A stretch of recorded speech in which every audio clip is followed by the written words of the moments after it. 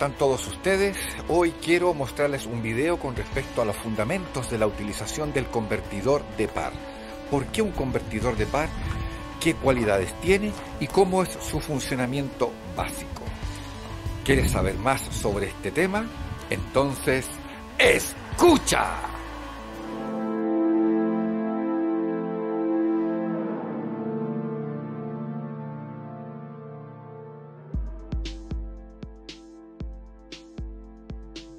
Aquí ves tres vehículos muy diferentes: un auto de choque de la serie, una bicicleta de montaña y un coche de turismo.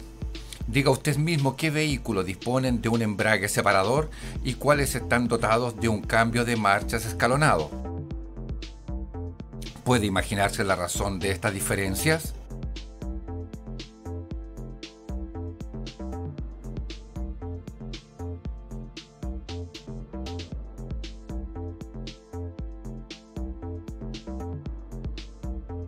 Correcto.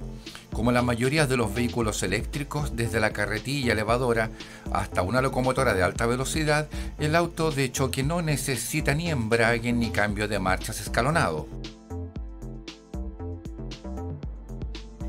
La evolución del par del motor eléctrico muestra la razón. Se dispone de un par uniforme desde el estado inmóvil hasta casi el número de revoluciones máximo. Esto es así especialmente en el caso de un motor en derivación aquí mostrado.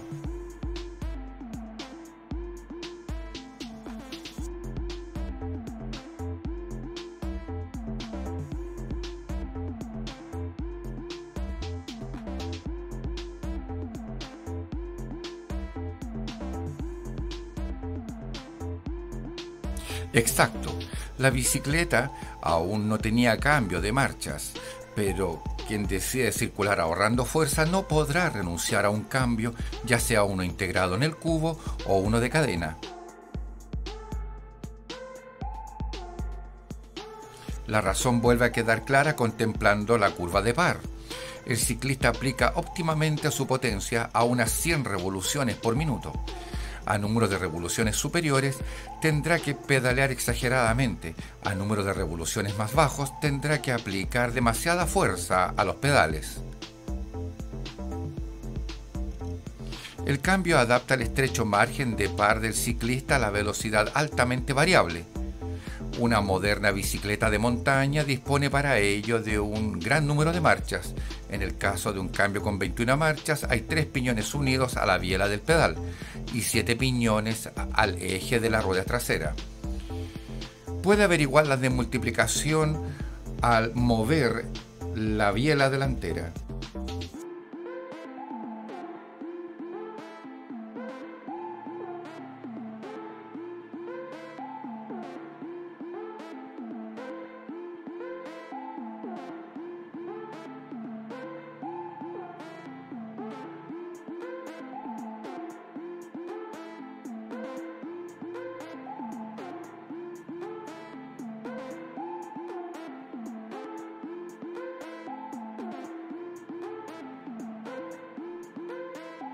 Pasemos ahora al automóvil.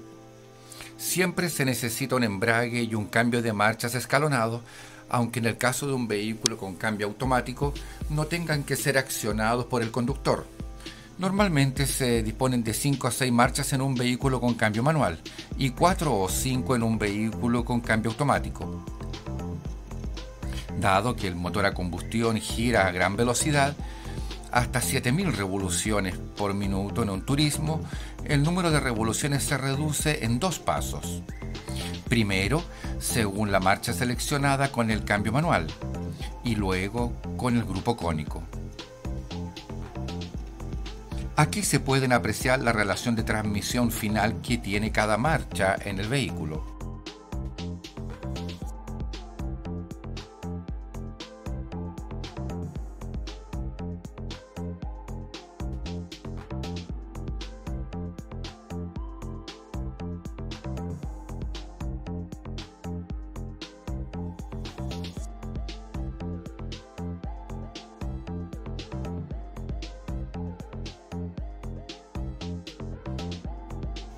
Igual que en la bicicleta, el cambio de marchas escalonado se necesita para adaptar el margen de par limitado del motor a combustión a la velocidad de marcha del vehículo.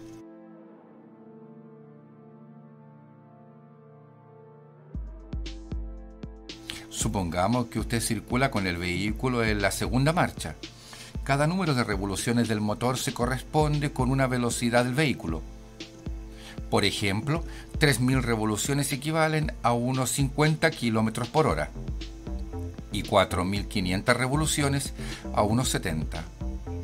Esto puede calcularse a partir de la demultiplicación del cambio y de la circunferencia de los neumáticos. Por esta razón, la curva de par puede describirse también a través de la velocidad del vehículo.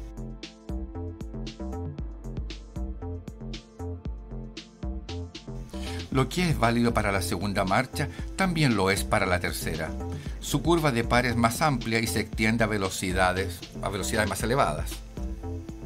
El par se ha reducido. En la misma medida que aumenta el número de revoluciones de la rueda, disminuye el par disponible en la misma.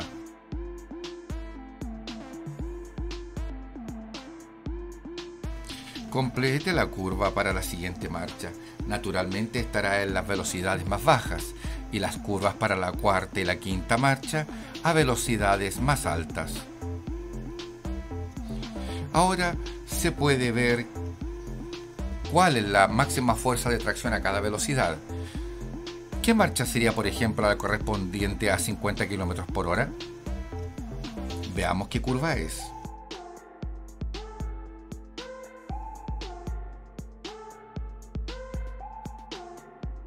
Se trata de la segunda marcha, lógicamente, la cual proporciona el par máximo a las ruedas motrices.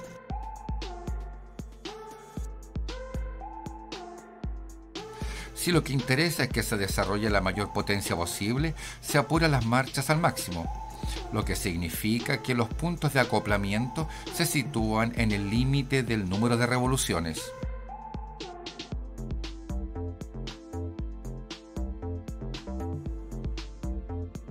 Para una circulación confortable y económica, los puntos de acoplamiento están más bajos. Además, la posición de los puntos de acoplamiento al cambiar a marchas superiores es distinta a la del cambio a marchas inferiores.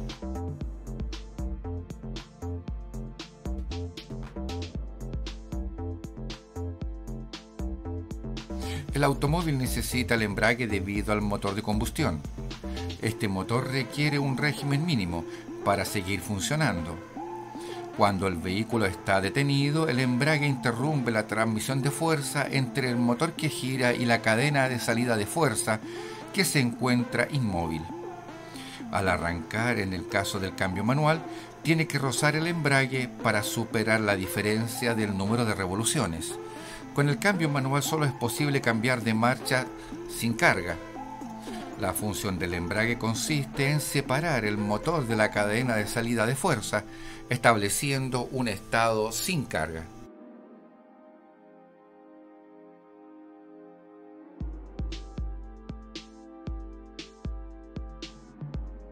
En un vehículo con cambio manual, la transmisión de fuerza tiene lugar desde el motor a combustión al embrague separador.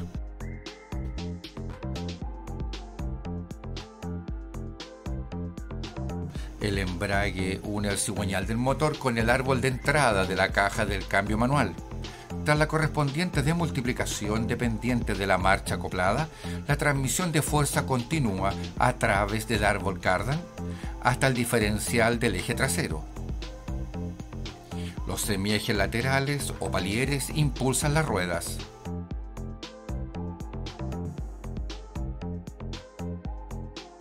En los vehículos cuyo motor está alojado en el eje propulsado, se suprime el árbol cardan.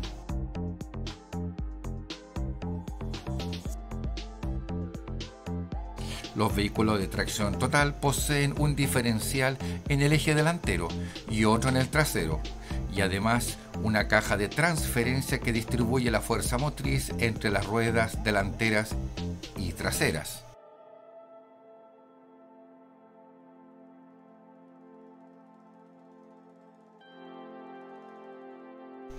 Veamos más de cerca el grupo propulsor.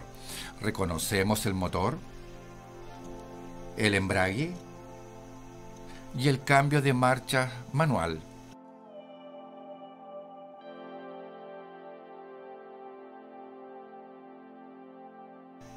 En el vehículo con cambio automático, la transmisión de fuerza es muy parecida. El motor, el diferencial, los semiejes y el tren de rodaje son exactamente iguales, pero en lugar de un embrague se utiliza un convertidor de par y en lugar del cambio de marcha con árbol intermediario, un engranaje planetario.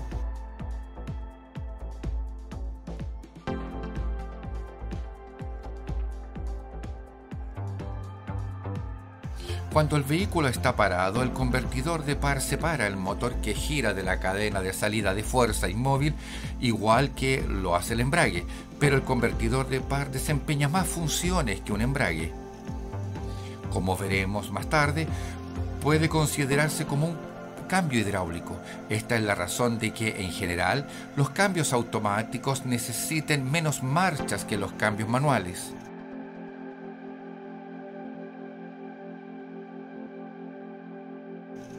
El cambio de marcha manual es sustituido por el engranaje planetario, que ofrece toda una serie de ventajas sin las cuales no sería posible un control automático del cambio.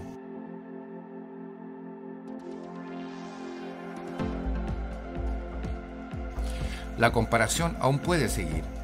En el caso del cambio manual, el conductor tiene que participar en el control de la transmisión de fuerza por parte de la caja de cambios.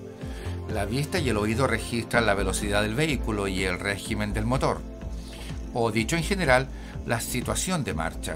Esta información se utiliza en el cerebro para elegir la marcha adecuada, que se acopla por fuerza muscular con la ayuda del embrague y de la palanca de cambios.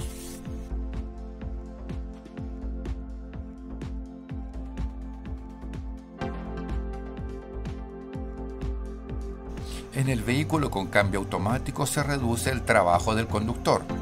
Sensores registran el estado de marcha y el control electrónico del cambio procesa esta información para seleccionar una marcha, que es acoplada por elementos hidráulicos de conexión y elementos de mando.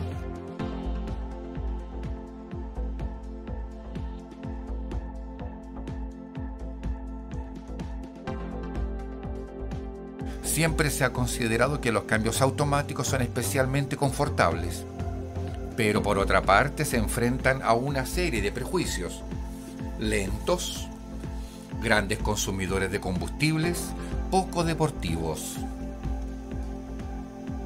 Con el siguiente intento podrá contradecir usted mismo el reproche más frecuente, el de la falta de deportividad.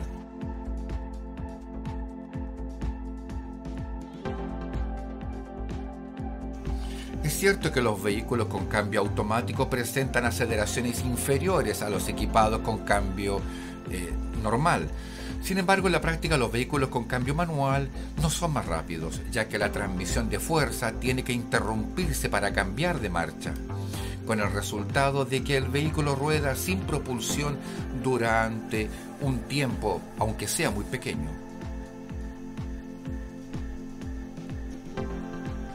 Solo los pilotos muy experimentados cambian las velocidades en fracciones de segundo, alcanzando así las aceleraciones que suelen indicarse para los cambios manuales. Pero obviamente hay perjuicio en la transmisión mecánica con esta práctica.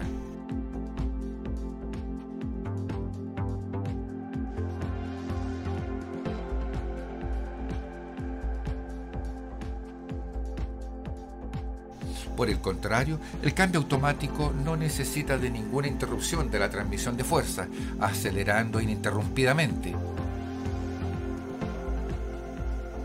Resumamos. Dado que en el cambio automático el cambio de marcha tiene lugar sin que se interrumpa la transmisión de fuerza, el vehículo acelera uniformemente y con rapidez sin tener que envidiar nada al vehículo de cambio manual. Al evitar el trabajo al conductor, se consigue un mayor confort de marcha y se reduce el estrés, aumentando así en conjunto la seguridad. Esto podrá confirmarlo indudablemente después de una simulación, Los cambios automáticos modernos se adaptan a la situación de marcha y a la situación de conducir dirigiendo entre varias curvas características de acoplamiento o desplazando estas y el escalonamiento.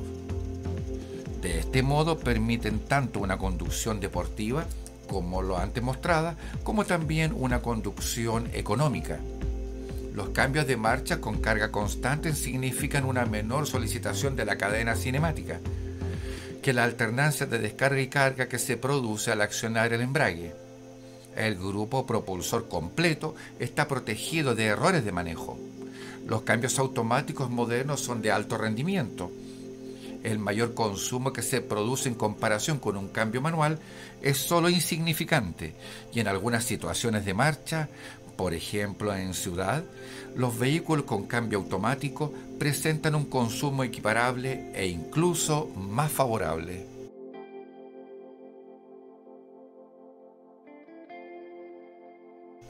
Los cambios automáticos actuales se proyectan aplicando los más modernos métodos de diseño. Se basan en las siguientes disciplinas: mecánica, electrónica e hidráulica.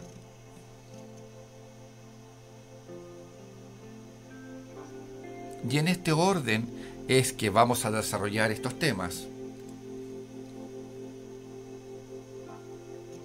El control del cruce puede simplificarse con la ayuda de ruedas libres o Sprag. Una rueda libre toma el par en la dirección de bloqueo, mientras que en el sentido opuesto gira libremente. El aceite para engranaje desempeña toda una serie de funciones en el cambio automático.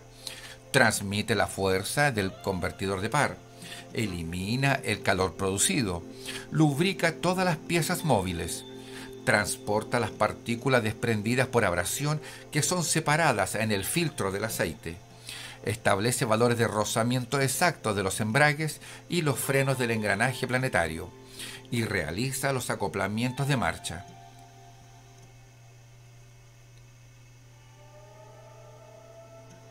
Para poder desempeñar todas estas tareas, las propiedades del aceite del cambio automático están sometidas a unas tolerancias muy estrechas.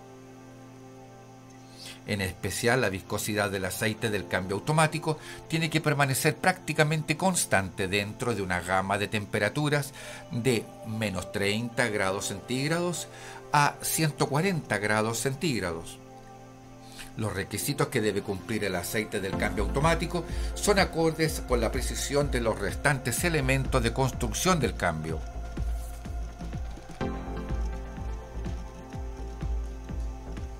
Si alguna vez tuviera que efectuar una reparación o una revisión en un cambio automático, tendrá que controlar siempre el aceite hidráulico siguiendo las instrucciones del manual, rellenando aceite o cambiándolo si fuese necesario.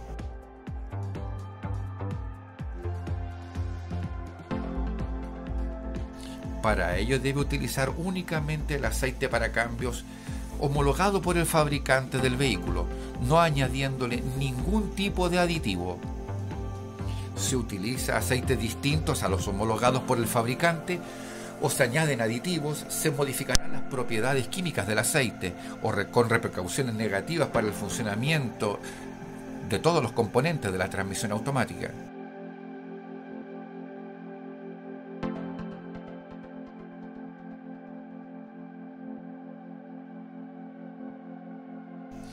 Primero se llena con el motor parado, luego se arranca el motor y se cambian todas las marchas para que se llenen todos los canales del aceite. Ahora tiene que rellenarse aceite con el motor en marcha, ateniéndose a las especificaciones del fabricante.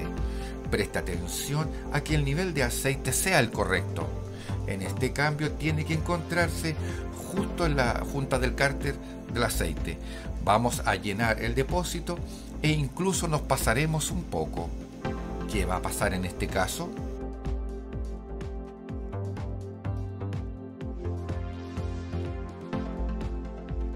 Demasiado aceite. Las piezas giratorias del engranaje planetario chapotean en el aceite y producen espuma. Pero si no llena suficiente aceite, puede interrumpirse su suministro durante el servicio, especialmente al frenar a fondo, al acelerar o en las curvas.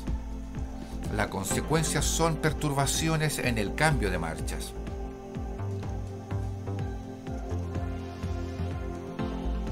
Al controlar el nivel de aceite, preste atención a su temperatura. Cuanto más alta sea, tanto más se dilatará el aceite del cambio.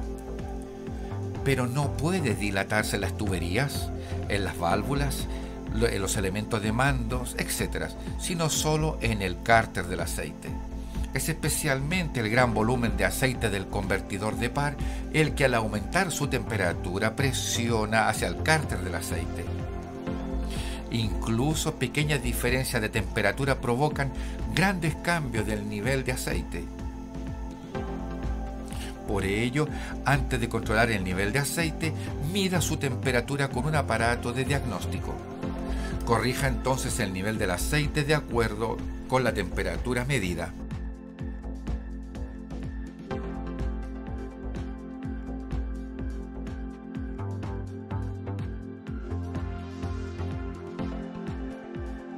La energía no solo puede transmitirse con piezas mecánicas como árboles, ruedas dentadas o similares.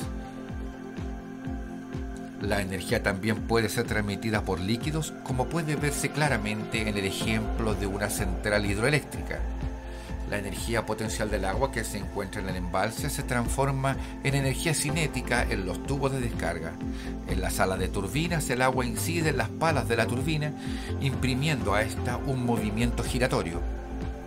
La energía del movimiento rectilíneo del agua se transforma en la energía de rotación de la turbina.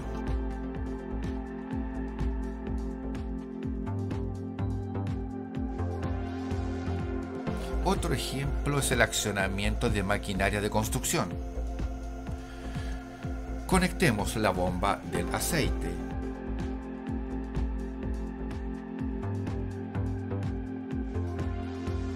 El aceite hidráulico es puesto aquí en movimiento por una bomba del aceite, a la derecha.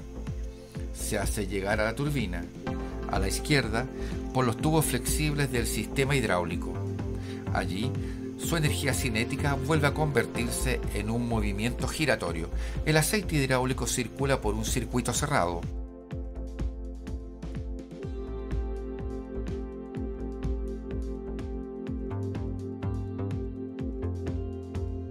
Imagínese que desaparecen los tubos flexibles de accionamiento hidráulico.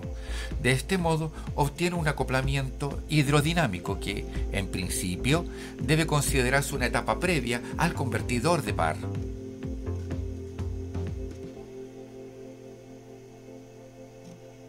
En una caja común se encuentra la bomba a la derecha y la turbina a la izquierda.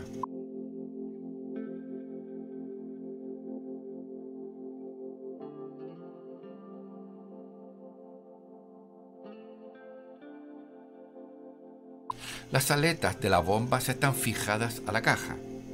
El motor de combustión las impulsa a través del cigüeñal. La bomba toma el aceite con sus palas. Este aceite se proyecta hacia el exterior por la fuerza centrífuga, con lo que se acelera y se hace llegar a la turbina a lo largo de las paredes de la caja.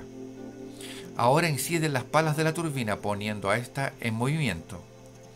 Una vez el aceite ha entregado una parte de su energía cinética, se desplaza hacia el centro de la turbina, desde donde es devuelto a la bomba. La salida de fuerza tiene lugar por un árbol que atraviesa la bomba.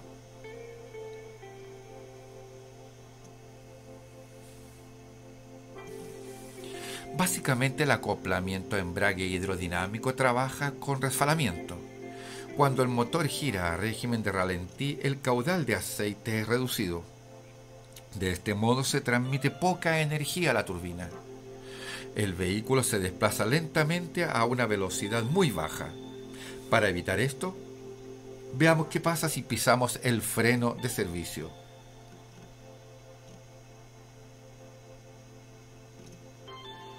Como el embrague hidrodinámico no une rígidamente el motor a la caja de cambio, es posible detener el vehículo sin que el motor se detenga.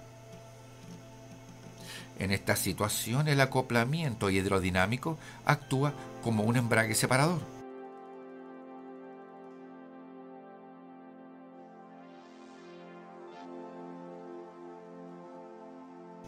A números de revoluciones medios, la corriente de aceite arrastra ya con un mejor rendimiento la turbina en el acoplamiento hidrodinámico. Pisemos ahora el acelerador. Cuanto mayor sea el número de revoluciones de la bomba, tanto más energía se transmitirá a la turbina. El número de revoluciones de la turbina se aproxima al de la bomba, hasta que finalmente la bomba y la turbina giran a una velocidad prácticamente igual.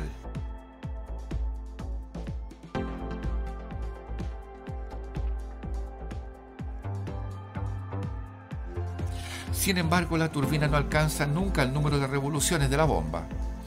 ¿Puede imaginarse por qué es así? ¿Cuál es la justificación que usted cree que es la correcta? En el caso límite de la revolución es igual, el embrague estaría sobrecargado. Si el número de revoluciones fuera igual, ¿se detendría el flujo de aceite?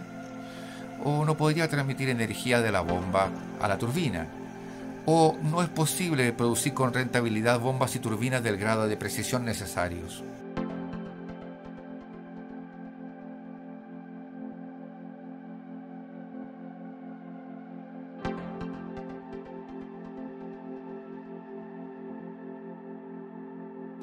Exacto. Solo mientras la bomba gira a mayor velocidad que la turbina podrá ser impulsada esta por la corriente del aceite. En cuanto al número de revoluciones de la turbina se hace igual al de la bomba, se interrumpe el flujo de aceite. Ya no se transmite la energía desde la bomba hacia la turbina.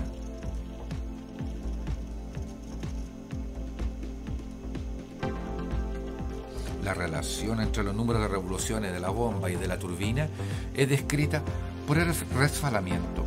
El resfalamiento indica en porcentaje la pérdida de número de revoluciones que se produce durante la transmisión de la bomba a la turbina. Calcula el resfalamiento para una velocidad de la bomba de 2000 revoluciones por minuto y una velocidad de la turbina de 1500 revoluciones por minuto. ¿Qué resultado es el correcto?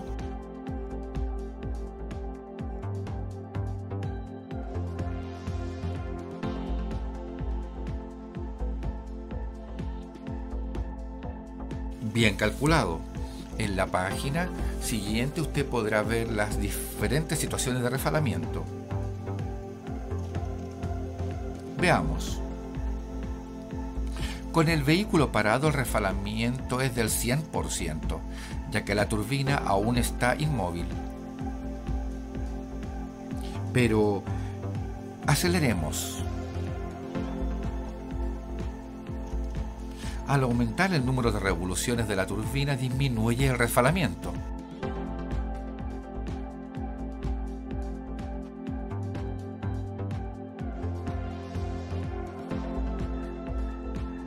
Pero jamás puede llegar a cero. El aceite del cambio tiene que circular desde la bomba a la turbina para poder transmitir la energía. El acoplamiento hidrodinámico ha sido reemplazado por el convertidor de par en todos los vehículos. Se trata de superar rápidamente el resfalamiento innecesario al arrancar y al cambiar de marchas. En forma similar a lo que ocurre en el embrague del vehículo con cambio manual, tiene que producirse una transmisión rápida del par. Esto se consigue con la ayuda del convertidor de par.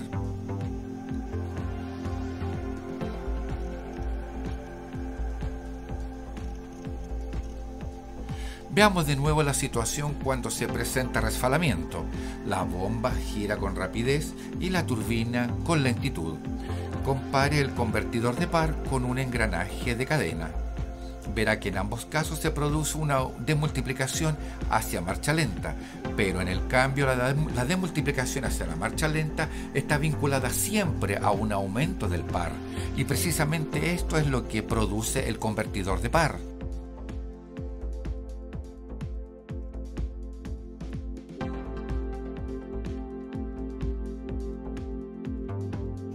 En el margen de resfalamiento, el convertidor de par trabaja como un cambio hidráulico con desmultiplicación variable. En caso de gran resfalamiento, se reduce el número de revoluciones y aumenta el par. Al disminuir el resfalamiento, disminuye también la desmultiplicación. Al mismo tiempo, aumenta el par, si bien solo en pequeña medida. Si el resfalamiento es pequeño, el convertidor de par trabaja exclusivamente como acoplamiento. Al aumentar el par cuando el resfalamiento se hace grande, se transmite más energía a la turbina. De este modo se supera rápidamente la fase de conversión, alcanzándose la fase de acoplamiento.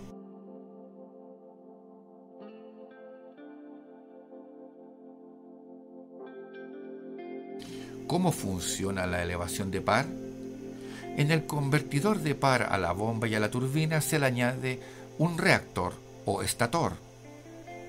El reactor está unido a la caja de cambio a través de una rueda libre o sprag. Solo puede girar en el mismo sentido que la bomba y la turbina. El movimiento en sentido contrario es bloqueado por el sprag, con lo que el reactor queda inmóvil.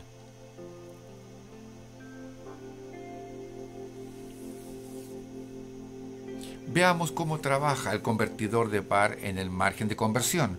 La corriente de aceite generada por la bomba se hace llegar a la turbina. Es desviada por las palas de la turbina, entregando su energía a esta. A continuación vuelve a la bomba. Sin el reactor choca contra la bomba, pero el reactor desvía de nuevo la corriente que entra ahora en la bomba en la dirección de giro. El reactor absorbe el golpe de retroceso.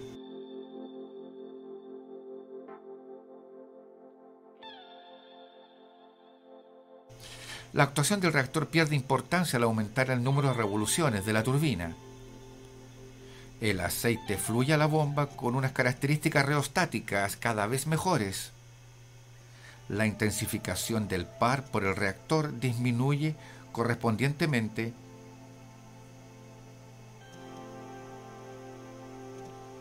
A partir de un determinado número de revoluciones, la corriente de aceite incide en el dorso de las aletas del reactor. Aletas de reactor fijas perturbarían incluso el flujo de aceite. Pero como el reactor posee una rueda libre, es arrastrado en el mismo sentido de giro que la bomba y la turbina.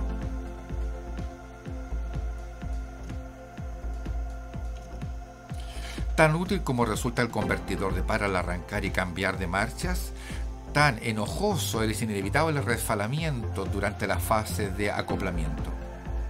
Los cambios automáticos modernos poseen un embrague para la anulación del convertidor.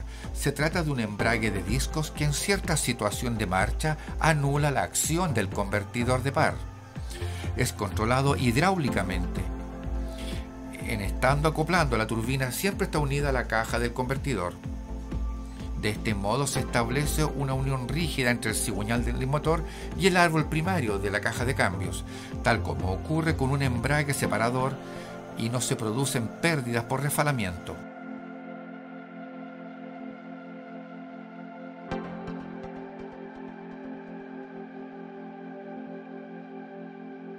Aquí puede ver de nuevo los componentes del convertidor de par. Póngale los nombres correspondientes.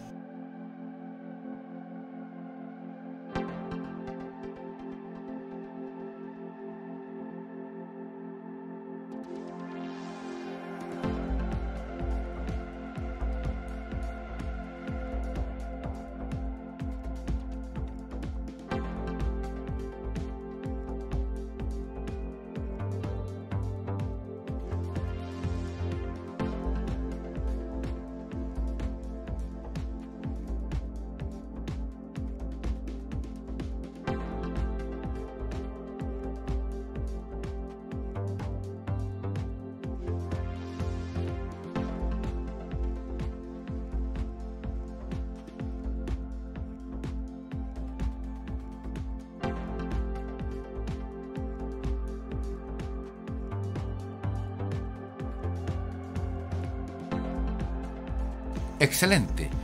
Usted ya conoce el convertidor de par.